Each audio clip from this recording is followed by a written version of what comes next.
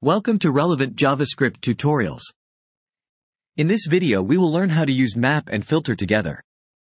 We need these operations when we want to filter out some data and want to perform some modification on that filtered data. So let's start with basic example. Suppose we have an array of engineers having 10, 2, 7 and 3 years of experience. And we want to filter out the ID of engineers having more than 5 years of experience. We can easily do it with combining map and filter.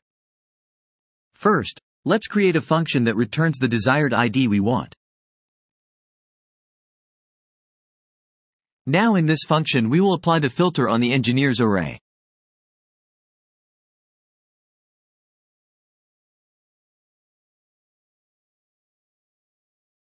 We applied filter on years of experience property of user object.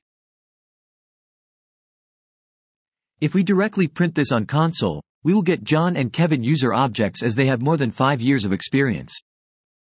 So our filter is working fine.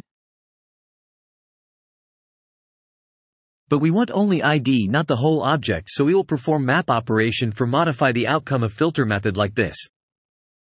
We will chain map method with filter like this. We place .map method after filter method.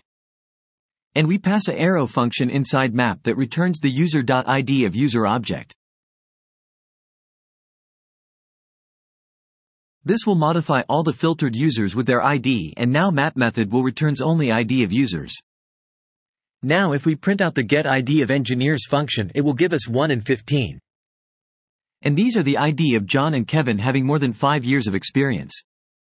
So in this way you can use filter and map together. Thanks for watching. Please comment if you need more video on this topic. Like this video if you find this tutorial helpful. And subscribe this channel for next upcoming JavaScript tutorials on important topics. See you in next video.